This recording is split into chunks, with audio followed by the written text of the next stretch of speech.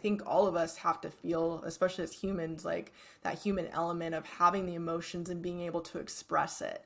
And I think that's where athletes get caught up because and especially my generation, we were taught, we to have that mental toughness, suck it up, don't show your emotion type thing. And we bottle up all these emotions for so long, and eventually it's going to come out somewhere.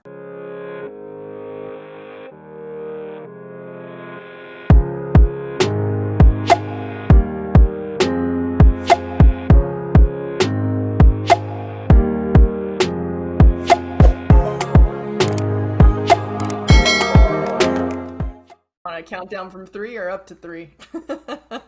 Three. Right. Three, I don't know, two, actually. Yeah. yeah. 3, 2, 1, action. Perfect. You're a natural. Thank you so much for tuning in to another Cooldown Conversations. Today I am joined by Dr. Sarah Lepe, and I got that last name right because she gave me a nice little rhyme. She says it's like Pepe, just with an L. And she is the CEO and founder of Rebranded Athlete LLC, which focuses on being a transition coach for athletes moving into their next chapter. Sarah, thank you so much for joining. How you doing? I'm doing great, Paxton. Thanks so much for having me. It's a pleasure to connect with you and sit down today and chat about what I love to chat about, which is sports and life after sports. Totally. And to be honest, I'm excited for this conversation because I've felt a little bit of the weight of a transition in this last year or so, and I really love to hear the tools that you have to offer, not only to yourself in your own journey, but the tools that you've given to other athletes in their journey. So I'm gonna be kind of like a student. I'm just gonna kind of sit back and and take notes. So I do appreciate you taking the time. But you chiming in from California. I just got off another call with someone from California. I can't get anyone in New York to do a podcast. I don't know what it is. Like, I would love to get off going on out here in California. Yeah. So. I would love to be in person, and just have a chat. But it's like I can't get any farther away. But hopefully, this will grow, and then I can start doing in-person podcasts, and maybe down the road we can. And that's the beauty of technology, right? Like bringing people together outside of our own community. So I'm grateful that, even though the pandemic, as tough as it was, I think it really brought out a lot of technology for people to reconnect again. Yeah. For sure. And I could go either way with technology, to be honest with you. But for this specifically, I'm all for it. Yeah, totally. So talk to me. I found your podcast through a mutual friend that we follow, and you were doing a lot of a live podcasts and on Instagram going live. And I heard you speak one time, and I said, "Wow, a transition coach, what is that?" And when I looked at your profile, I saw what you were doing. I saw what you're doing, Rebranded Athlete, and I said, "Okay, this is a conversation that needs to be had because I don't think that in between is talked about enough. Like, there's the playing side of it, and then there's the post side of a playing career. But like, what happens in between?" So I'm really excited to talk about that today, but I would love to hear a little bit about your bio and where you came from and how you came up in regards to being a collegiate athlete and where you got to now. Yeah, absolutely. And we'll definitely touch on that gray area. I really resonate with that too. It's just not talked about enough. And so my journey begins, born and raised here in California, so it's no surprise that I chose a California school to go to college. I played volleyball for Cal State Fullerton. Fortunate enough to be on a full ride scholarship with them.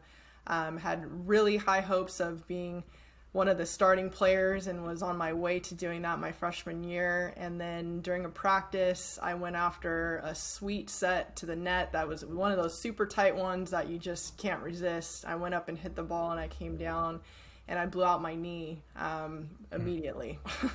So my freshman year was very difficult for me.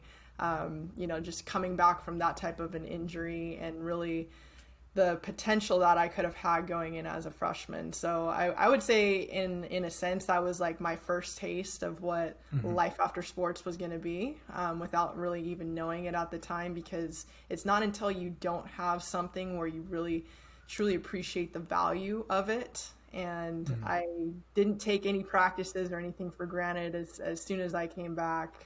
It took me about 6 months, and I came back full force as much as I could.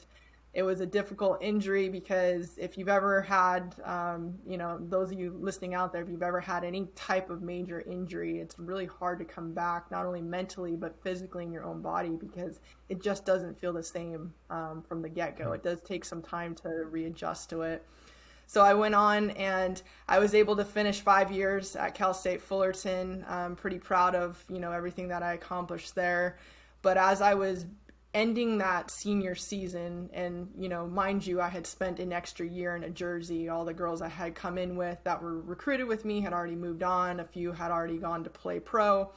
My senior year, I ended up with another injury, a back injury. And so playing volleyball at the next level wasn't really on the table for me. So I knew that final season was going to be it for me. And as I finished up my last semester in the spring, because volleyball season is in the fall, that's when I really started to feel that disconnect. And not only from myself, from the sport, but also what I had known for so long, which was my teammates, my coaches, the support system, everything that I had was starting to slip away from me.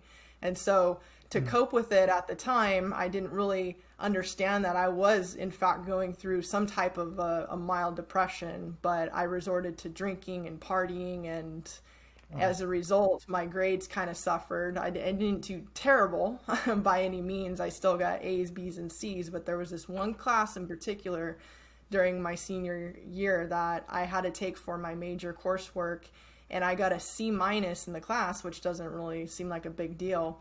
But when you look at that academically in the point system, it's actually a D, equivalent to a D. So I had gone through the entire pomp and circumstance. I had a huge party at home. I moved back home with my parents because my next step was to go into the teaching credential program. I wanted to become a teacher.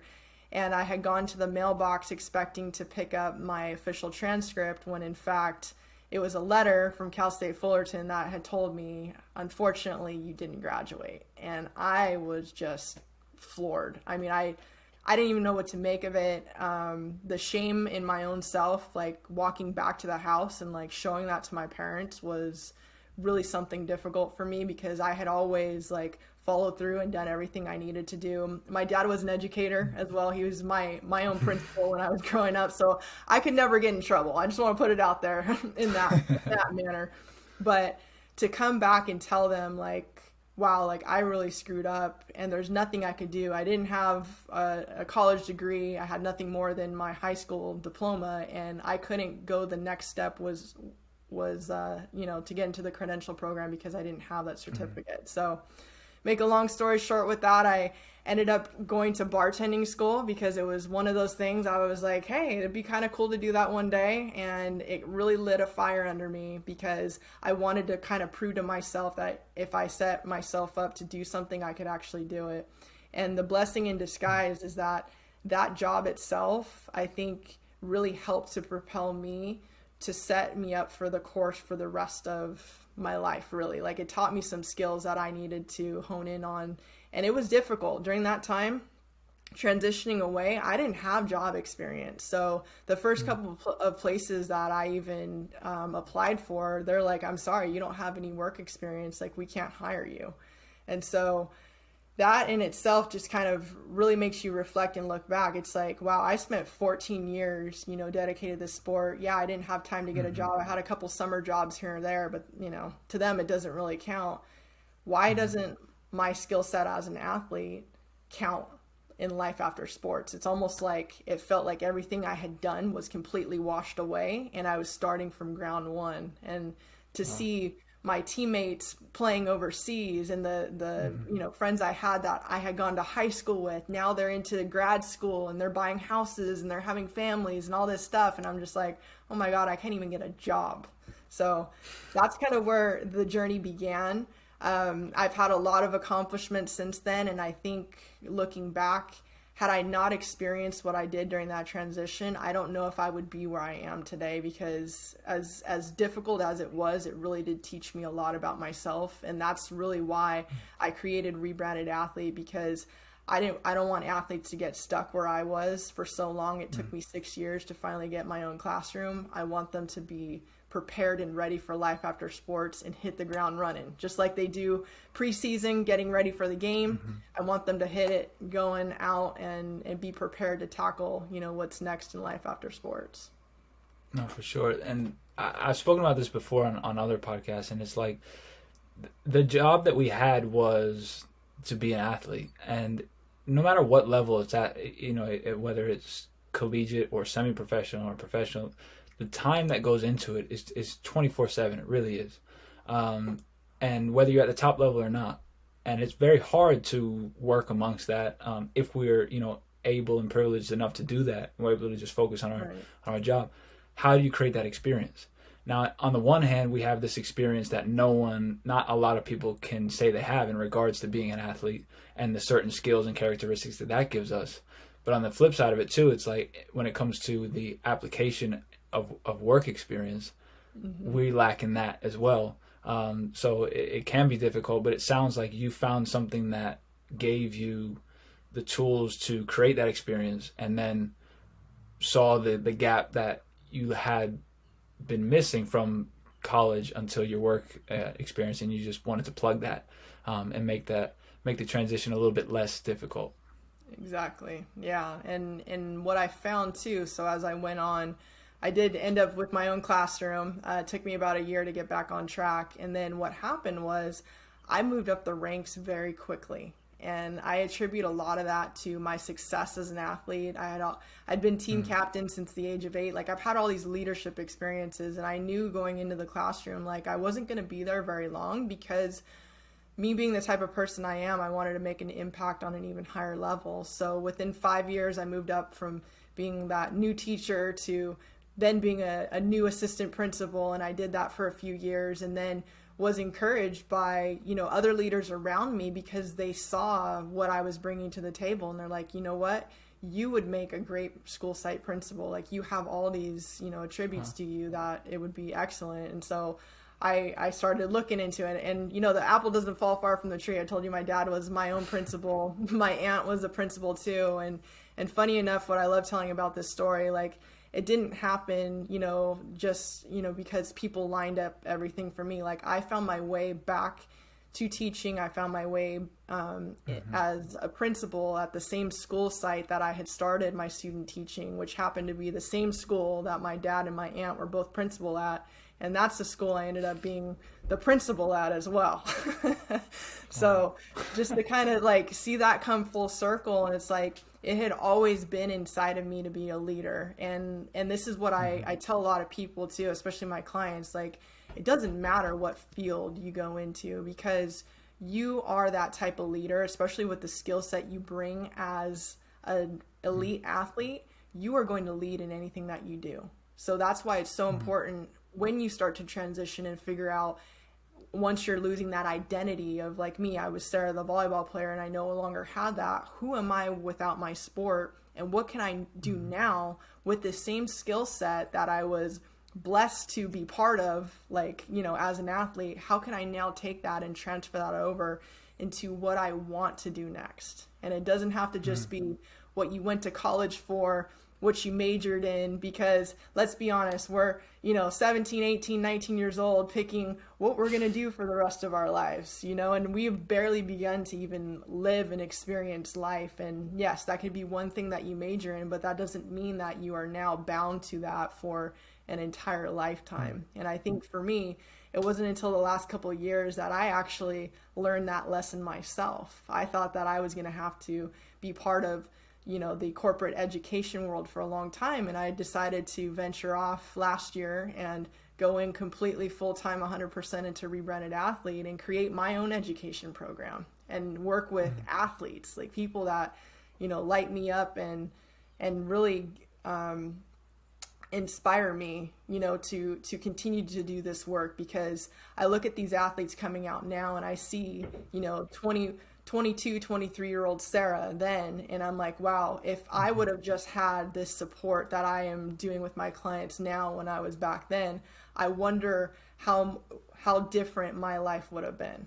Although I have no regrets of, anything in my path, because I believe, everything happens for a reason. But, just the matter of having somebody there, because we've had coaches our entire life as athletes. And what I didn't think when I was leaving the sport is that I needed support. I thought I could do this on my own. I don't need anybody, and that's the time you really need a coach or you need a mentor. You need somebody to help you through a transition like that.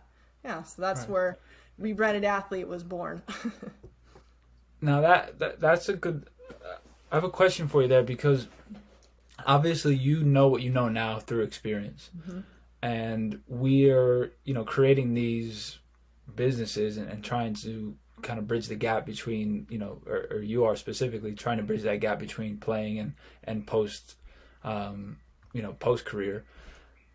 How much of it when you work with a client, and we'll dive a little bit more into this, how much more of it are you kind of holding their feet to the fire, and how much of it are you like how much do they need to get burned to on their own to learn what you learned through the experiences that you had? I mean, they're obviously they need to go through a certain experience to grow from it and to learn from it, and then your job is to obviously help ease what you can as well. But what would you say in regards to how much you let them kind of fly and fall in that transition?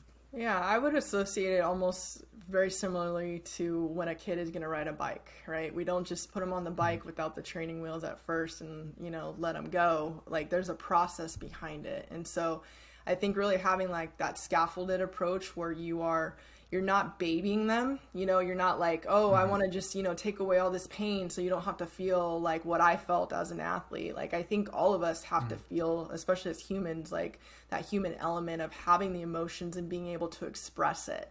And I think that's where athletes get caught up because and especially my generation, we were taught, we to have that mental toughness, suck it up, don't show your emotion type thing, and we bottle up all these emotions for so long, and eventually it's going to come out somewhere, if you don't deal with the process. The transition itself is very much like grief. So if you've ever experienced grief before, you've lost somebody significant to you, it's the same type of process, where some people they lose somebody significant, they don't deal with it, as they should. Maybe they, shed a couple of tears and then they go about their life. And then later on, they end up having like a midlife or quarter life crisis because they don't know what these hidden emotions and things that are going on. And so the same thing with the process transitioning away, like we actually have to give ourselves and allow ourselves the space to process, number one, what happened, right? Like I had this great career for 14 years. I was basically on a pedestal because I was a D1 athlete, played in these big arenas, like I was a big time person. And now I go out into the world and I am basically nobody. Nobody knows who I was, nobody knows what I did. And when you tell people that you played, college volleyball, and they're like, oh, that's cool, and don't really know like what comes with all that territory. So being able to help them process, taking those good elements and things that they had from their sport and how they can now move forward with it. And so there's kind of like a neutral zone when you have this like stage of transition. So in the beginning, you have the feeling of like it's ending, I'm losing, I'm letting go of it. And then you have some time to process it. But what happens with athletes, some people get stuck in that zone. And so I have clients that come to me that are feeling either lost or stuck. And the stuck ones, we got to get them out of that rut because they're going to keep looking back to the good old days, like, oh, I used to be this athlete and this is who I was, keep talking about the past instead of moving forward and really seeing this as an opportunity for a new beginning. And that's where the concept of rebranded athlete comes from, because I don't believe that we are former athletes, even though sometimes I have to say that so that people understand what it is. We're not former athletes. We're not retired athletes. We are rebranded athletes, which means you're always going to be that athlete, but you just have to find a way to take that with you to the next step or the next season is what I call it with my clients. And so working with them, having the ability to dive deeper. We do a lot of journaling and mindset work too. I'm a big advocate with that because I really believe that the internal mind and body really does go hand in hand, and especially because being athletes, we are so active. Like I don't know about you, Paxton, but even in the classroom when I was a student, like I did the best when I had hands-on stuff. Like that's just how how we are as athletes. We're really good with that hands-on type thing. And so really making sure that when you have left your sport, you don't say, like, and this is what I did too. I thought I had to work out all the time to just keep up with it. And then I got to the point where I got burnt out and I didn't want anything to do with working out anymore. Like, it's so important for us to continue having this active lifestyle, but not at the same level that we were at. So with my clients, I also work on that part, having that type of a transition plan where we're not going to be in the gym every day for 3 hours. You don't need to work out 5 to 7 times a week. Like, this is what life after sports looks like, and really having that picture and the vision of what they want to do in this next chapter. And whether it's just staying active, some of them do want to do, marathons still and sign up for Spartan runs and do all that type of stuff, which is great. But just knowing that you don't have to, still show up as that person, but you still have that athlete within you each and every day. Yeah. Now, it's so 6 months ago I had a pretty nasty ankle injury, and I tore 2 ligaments in my ankle. Now, I think for most athletes, if you ask them within the last 2 years, everyone's been uprooted more or less by what happened with the pandemic. But if you ask a lot of athletes, I mean, that really put a standstill in a lot of people's careers. And as an athlete, your career, whether it's successful or not, is short in the context of your entire lifespan. So to lose a year or to lose 2 years is like detrimental. It's like redshirting for 2 years. It's a scary thought. Even when you redshirt in your freshman year, I'm sure you were like, oh, they have 3 left. Like we're trying to fit so much into a small career. Now, I had an ankle injury in December, and I tore 2 ligaments in my ankle, and I'm just finally getting back to 100%. Like just like in your freshman year, you're gearing to get back for your sophomore year. And I'm at an age in my career where I still know I have so much to give, because I felt like I've been slighted these last 2 years with what happened when I was playing overseas and I couldn't travel because of COVID. But I've genuinely felt the weight, Sarah, of, okay, what if, like that question, like what if this is it? And I've been, and I'm still pursuing it. I'm still talking with teams and looking to get back to playing. But the pause has allowed me to go, you need to deal with this, because the day is going to come when it stops for real. Right. And it was a little scary because I felt the weight right now, but even though I'm going to continue to pursue it, I know that it will end. And that stuckness is a real thing. Mm-hmm. And I'm glad that I've experienced it. And I think it's a blessing, because I know how to, I'm going to learn from it, and then be able to share a process the same way you're doing it with Rebranded Athlete. But it's a real weight that when this does end, how are you going to handle this, Paxton? Like how are you going to move forward? Because like you said, grief is probably the best way to explain it. Mm-hmm. There's just that little bit of lostness. Like, okay, which way do I go? How do I emulate what I've been doing for the last 20 odd years? And how do I move forward with that? But I'm sure you come across very similar stories to that. But I just, from personal experience, and for those that are listening, it's a very real thing. And I think, to, like you said, to put that mentality that we've been taught, push through, don't worry about it, pain, is weakness, leaving the body, all these cliches probably don't help in that transition, because we move past it instead of kind of sitting in it for a second, mm-hmm. learning from it, and then moving forward.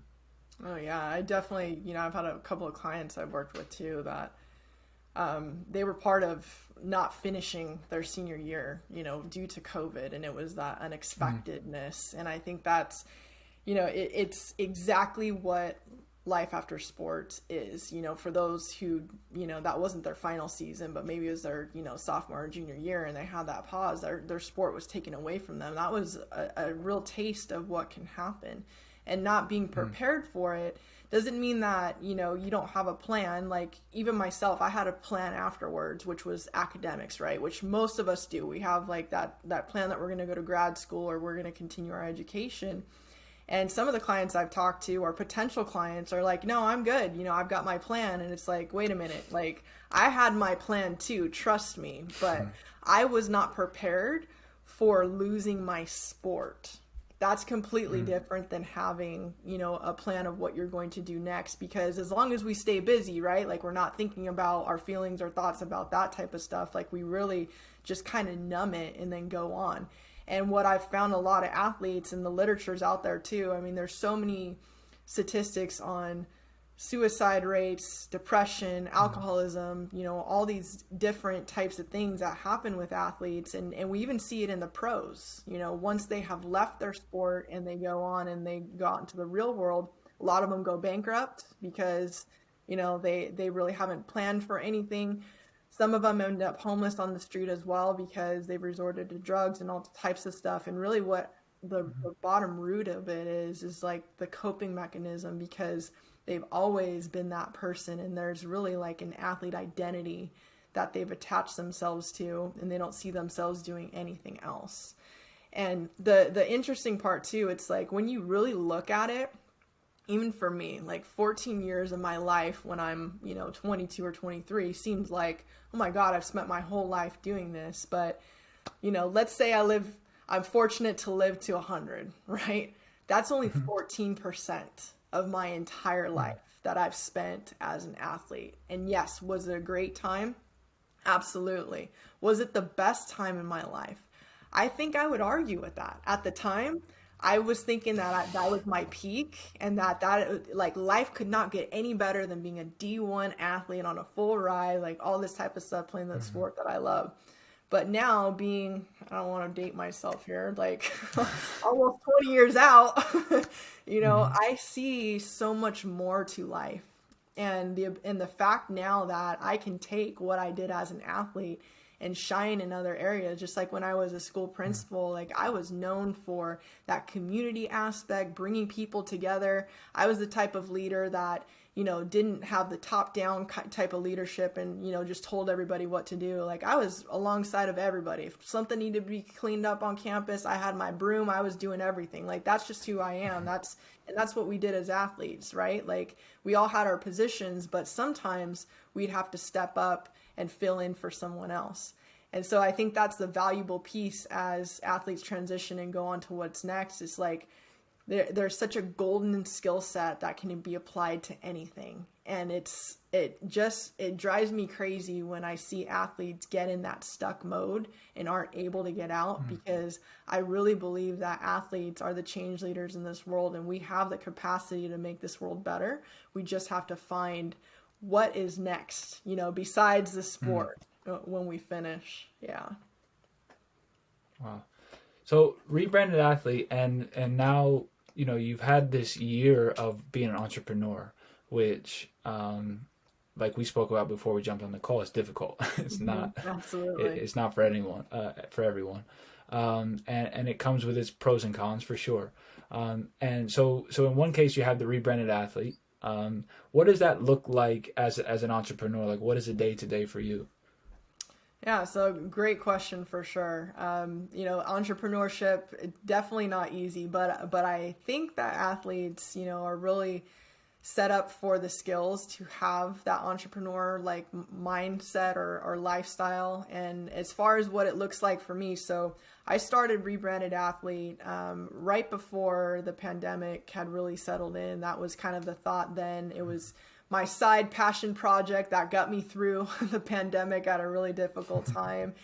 And from there, I just saw the potential and possibility for it. So a lot of my stuff looks like a lot of content creation. That's what I do a lot. I have, my Instagram page and my podcast where I house a lot of the content. But really what I started to do this last year was make the connections and relationships. Like I went back to what I knew as an athlete, what I knew as a school principal and teacher and all that type of stuff. And it really goes back to finding people who you can surround yourself with, who are going to uplift you, make you better. And that's what I did this first year, is really set forth and made those connections with people, got out of my comfort zone. And I think that's, great advice for anybody, even athletes out there. Like you have to be comfortable being uncomfortable. And that comes from my sports psychologist. I'll never forget him telling us that, like, even during a game, you got to pretend like, you know exactly what's going on. Even if inside you are trembling, put it out there.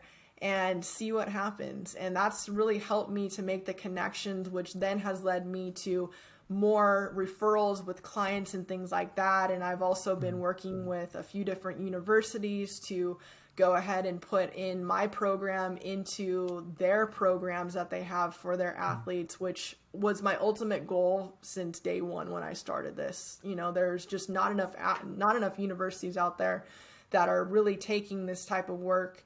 I wouldn't say seriously, but just really not making it a priority right now, you know, with everything that's going on. And what we're seeing now, what I thought initially going into this was the difficulties of an athlete as they transition out. But what's really shifted in the last year, and we've seen it now in the media, is these top elite athletes who are struggling as athletes competing currently. You know, unfortunately, we've lost way too many to suicide in the past year. And it really goes to show you that the pressures we face as an athlete and that identity that we have, we latch onto it. And sometimes we don't see beyond that.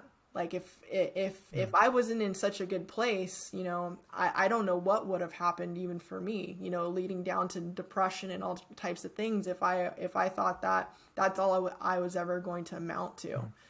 So my whole thing with Rebranded Athlete is really to educate and get people out there and just work with clients on that end. And the networking, I would say almost every day, you know, I'm on the phone with different people just trying to advocate and get things out there. And what I found in this work, although I'm one person, there's many of us that have and continue to come together to do this, because it's definitely a movement and it's not one athlete transition coach that can do this. Like, we have to come together and help support each other and really get into those schools and organizations to really make the impact. Yeah. And I think why, you know, what you're probably seeing too is there's so many of us as athletes, there's so many athletes in the world that the turnover is, you know, a freshman comes in, then they're out in 4 years, and another class comes in. And it's almost as if a university sees that as, oh, we're just going to get a new player in anyway, so let's just use them for what they are and then move on. And even at the professional level, it's, you know, there's so much turnover always. And the other thing with athletes is we can't be too picky when we play the next level, because there's so many of us that there's someone literally right behind us that's waiting to take our spot. So we're like, okay, I'm okay. I'd rather settle for this position because I'm too scared to lose it. And then that could lead to all kinds of, you know, mental health and you know, identity crisis as well if we're not happy in our position. But I think what you're seeing also in the university specifically is, and what I'm hearing is that there's so many athletes just coming through the system that there's not enough time to learn about what an athlete's going through because they're gone, you know. And then there's the next phase of players coming in, and that conversation hasn't been had. But now, unfortunately, it's taken like suicide and death for us to go, wait a minute, what's going on for these current athletes? Exactly. And it's really more than just having like an academic plan, you know, what's next. Like that's I think where a lot of people get caught up. It's like, yeah, I got my plan. I'm going to go into like, you know, get my counseling degree, or, you know, do this, or even like me, a teaching credential program. But it's like, okay, once you're finished with that, then what? You know, you still haven't dealt with the loss of your sport, which can really affect you later on. Now, you're also an author as well. You have a book out called Pivoting from the Game. Yes. Yep. Right? I actually Did I say that right? Pivoting from the Game. I actually have 2 books. That's the solo book that I wrote, Pivoting from the Game, which is basically it's a brief overview of my coaching program that I do with my clients. And the whole purpose behind that book, it's a super, super easy read. Like, that's how I designed it. I didn't want it to be another textbook for especially for college athletes to have to read. I wanted them to be able to interact with it. There's actually places to take notes and that type of thing, to, you know, journal and do things. But the whole premise of that book is to just get you really thinking about, you know, who you are without your sport. You know, what are your core values? What's your purpose here? You know, was your purpose to get the degree that you chose? Is that really what you want to do? Or is there something deeper rooted that you haven't discovered yet? And I think that's where, like, even me as an athlete, like, I didn't have time. The only thing I did, I ate, I slept, I went to school, and I played volleyball, like, and some social life in between that. but I didn't really have a chance to explore other things or opportunities. And even for me, if you would have told me even 5 years ago, I'd be owning my own business, being an entrepreneur and all this type of stuff, I probably would have laughed, because it was never on my radar, because I'd never been exposed to it. It wasn't until I started looking deeper with Rebranded Athlete that all the whole business part came out of it. And so that's really what the book is geared towards, like having a game plan so that they're ready to head out. And then the second book I have is called Athlete to Entrepreneur. And that's actually a co-authoring book that I did with about 18 other athletes and former pro athletes, collegiate athletes, and all of us wrote a chapter in there about our stories of basically going from being that high caliber athlete into now being business owners.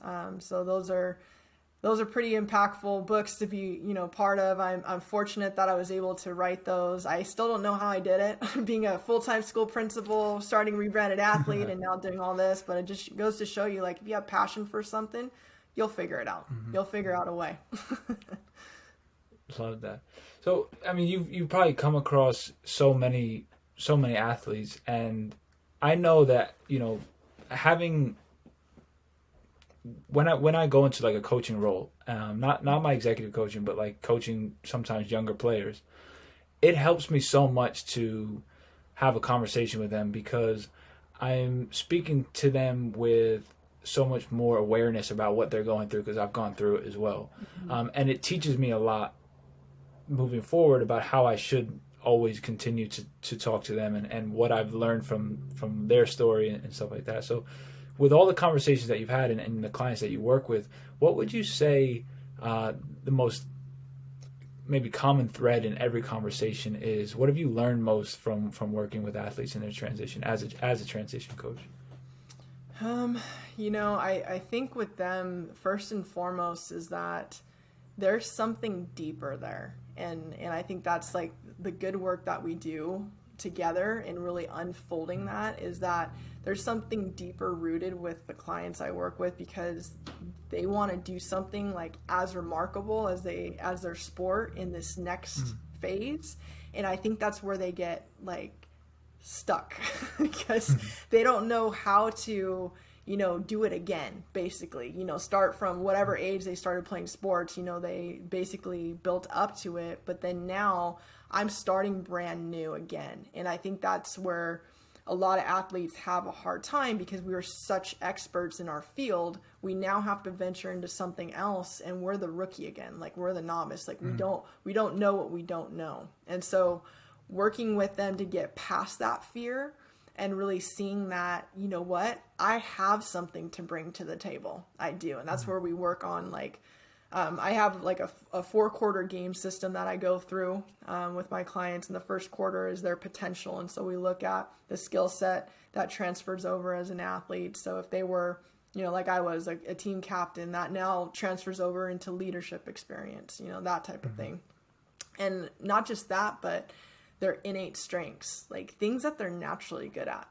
And I think as athletes, we're good at structure. Well, most of us are. I had some teammates that, there's always one. Remind them, right? There's always a couple there, but for the most part, we thrive on structure. So structure is something that we like. Accountability, goal setting, being oriented in that manner, like all these things that we're naturally good at.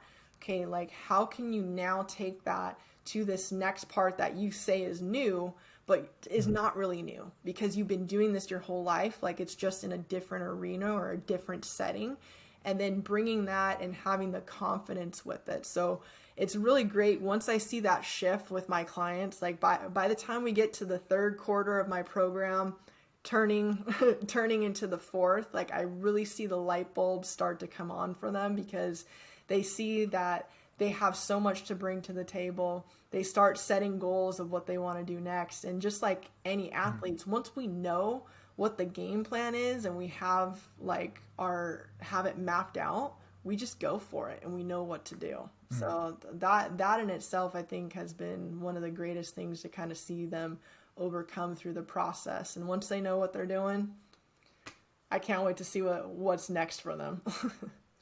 Right. That's fantastic. And even with a game plan, I mean, I guess it's open to change, right? Like you said, Absolutely. you had a plan too, and every team that we've come across, not necessarily we can use the same approach, right? Right. Sometimes they've studied us, and okay, well, now we need to maneuver and to pivot, like you say. Exactly. But that baseline and that structure is so huge as an athlete. Like for me, it's very similar. If I don't have a structure in my day, I struggle to get Yeah. anything done. Yeah. It's just that's how it goes. But with that structure, and it's always been like that, it really does implement tracks to run on, which is funny because in a game there's sometimes like the playbook goes out the window. It's Hmm. like so we do have to be Totally. ready and willing to handle that too. Yeah. And that's life in general, and I think Yeah. part of it, like the title of my book is pivoting from the game, right? And that was Mm-hmm. intentional because there's not going to be just one time in your life that you're going to have to pivot and think a different way or move a different direction. We're going to continue to pivot as we go and eventually Mm-hmm. figure out exactly where we're supposed to be. And I think that's been my biggest realization as I've grown myself as an athlete transition coach, is just realizing that the skill set and this game plan that I'm giving these athletes, it's not just a one-time thing. Like, we're going to have many things that happen in our life that we're going to have to transition with, whether it's a loss, a job promotion, career change, all these different types of things. Anytime there's a change, you have to be, open and ready to pivot. Yeah. So we've got a lot of exciting things. I shouldn't have said the word exciting because I'm going to ask you what you're most excited for. But we have a lot of exciting things in regards to what you're working on in regards to your own academies that are coming up, working with some cool universities. You've got Rebranded Athlete. You're a year into being an entrepreneur. What would you say you're most excited for in your business career and as an entrepreneur and in your personal life as well? Man, that's a great question too. I would say really just like the endless possibilities. I think that's what's been so exciting for me is everything in my life has been so predictable, right? Like as an athlete, like everything's predictable. We're so structured into routine.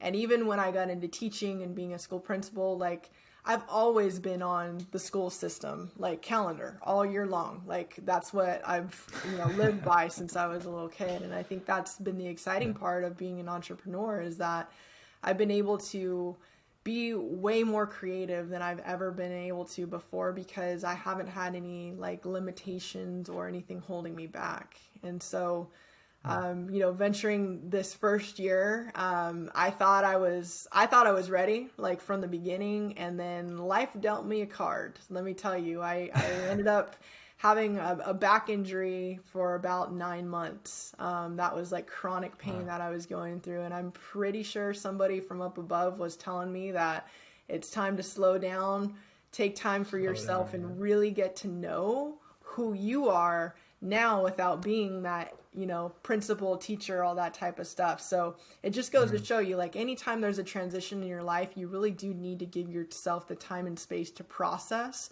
what you accomplished, Wow. what you came with. And I guess what the irony is behind it, it's like I'm teaching everybody how to transition, and here myself, dealing with my own transition through the process. Yeah. But the beauty of it is like, when we struggle, that's our opportunity to grow. And this past year, I feel like I have grown into this completely different person than I was a year ago.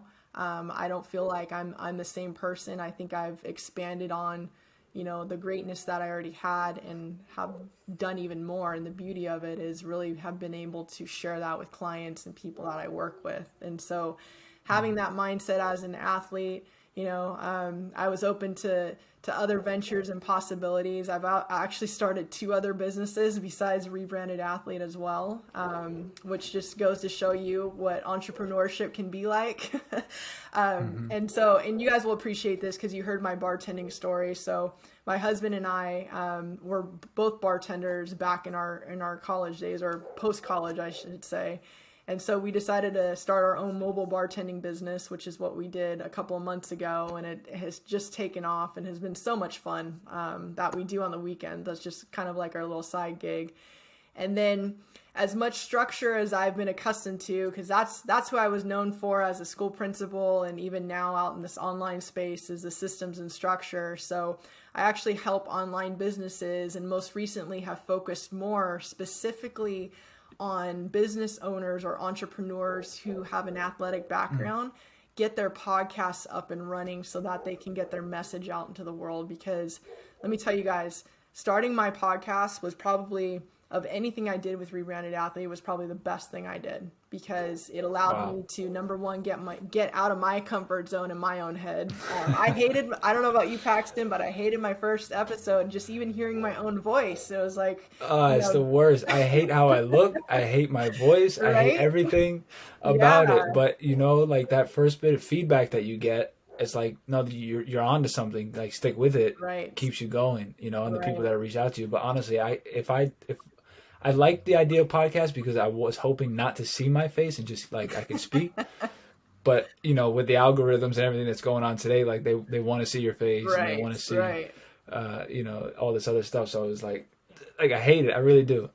But to your point, it really has been it's like a business card. Hey, I have a podcast, come check it out. Right.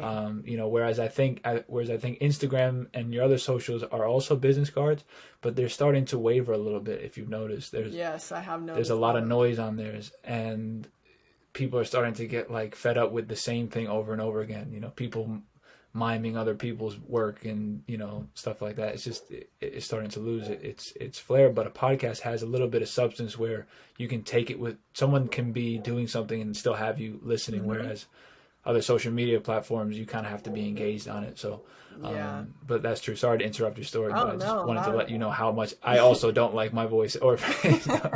I'm so glad you can resonate with that too. And I'm sure there's other people out there that can resonate with that as well. But it's like, once you get past that and you see the value, right? And it's not just like, I didn't start it because I wanted to hear my own voice and like, toot my own horn and all that type of stuff. I really started it because I wanted to hear other people's stories. And that's what my whole podcast is about, is like everybody's transition story, because every athlete goes through it, but everybody has a different way that they coped and went through it. And what I found through, I think I'm on like episode 57 as of next week. What I found with every single guest that I have had on the podcast is everyone wished they would have had the support during their transition that is available out there now. And so just hearing that, it's like, wow, we've really come a long way as far as like being able to help and support athletes. But it's, again, it comes back to the education part and really letting not just the athletes themselves, because I think a lot of times it's almost too much, like if somebody's saying like, yeah, like you need this, and it's like, okay, I don't know if I need that. But if we can start to even educate like the parents and the coaches and people, on these resources that are available to athletes, like how much further they'll be able to go in life and how much better like our whole world's going to be. Because I'm telling you, we all bring something that is so unique to the table that we have the ability to change the world with athletes. We just have to get them going in the right place. But yeah, that's definitely been my number one thing with Rebranded Athlete. That really surprised me how much I enjoyed it, because I was terrified that first time I hit the record button on the first one. I go back and listen to the first episode. I'm like, oh my God, I've come so far. But that's with anything. And I think the biggest message, out there for athletes listening right now, you guys, it's like, and anybody in general, you just have to start. It doesn't have to be perfect. Like, just start and see where it goes. The first time you picked up whatever equipment for your sport, I guarantee you were not professional. Like, you had to start somewhere and you evolved with it. So whatever you're going to do next, just get started and it'll come. Yep. Wow. That's a perfect segue into, how do we stay in touch? Because obviously you have some tremendous resources. You're open for business. We know that. How do we get in touch in regards to if we want to work with Rebranded Athlete? Yeah, absolutely. So I have a website, rebrandedathlete.com is where I have a wait list on there right now for the academy. So if that's something that you're interested in, a 6-week jumpstart program, I would love to connect with you, set up a time, and let's chat and see if it would be a great fit for you. The biggest place I live and hang out is on Instagram. So every couple of weeks I go live with another athlete transition coach, and that's how Paxton found me. We go on there and talk about all kinds of things, life after sports. Lately, the audience has been wanting to know more about business. So we've been talking about business as former athletes, and really just teaching about our experiences and what life after sports is really like. I'm also on LinkedIn, not as active on there, but you can definitely find me there. And then if you're interested in purchasing either of the books that I had talked about, Pivoting from the Game or Athlete to Entrepreneur, they're available on my website if you want an autographed copy. If you prefer to get it in a couple days through Amazon, you can find them online as well. And the last thing is that I do have a podcast as well, the Rebranded Athlete podcast, which releases every other Monday. And like I mentioned, there's about 57 episodes. You can go back and listen to my first one to kind of see where the evolution has been. But there's a lot of fantastic stories on there of, people I played with, people that I've met along the way, and even some Olympic athletes in there too, just really talking about the same thing. Every athlete will go through a transition at some point in time, whether you played high school, all the way up until high school, all the way up until college, or you were fortunate enough to go pro with it. At some point in time, every single athlete is going to have to pivot away from the game, and this is a skill set that everybody needs. So. Perfect. So I will link all of those into the description. What's cool now is we're going to be transitioning this over to YouTube. Like I said, people wanted to see the face. Really just my mom, more than anything, wanted to see me instead of just listening to it. So yeah, I gotta keep her happy. So those links will be in the description wherever you guys are listening to this. But Dr. Sarah Lepe, I love that name now. I'm gonna keep saying it. Thanks so much. Really, I was a passenger in this conversation because as an athlete, it was great to listen to you and to see you light up when you speak about the work that you're doing, which tells me right away that you're meant to do it. So that's kudos to you, and thank you for being a voice of change for us as athletes, and for like you said, anyone goes through a transition at some point. So I'm sure you're helping people beyond the sport as well. But thank you for your time, and thank you for being a wealth of knowledge. Absolutely. My pleasure, Paxton. And, you're a great host, and I absolutely love coming on here. And it's just always fun, to talk about life after sports. And, there's just so much waiting around the corner on the next season. So if I can be of any help to you or anyone else, please feel free to reach out. But I'm very glad that our paths crossed. It's the power of the connection and networking. That's it. If anyone was listening, that was one of the key points in her first year of entrepreneurship was networking. So I'm just going to double down on that one too, because it is so important. But thanks so much, Doctor. See you later. Thank you.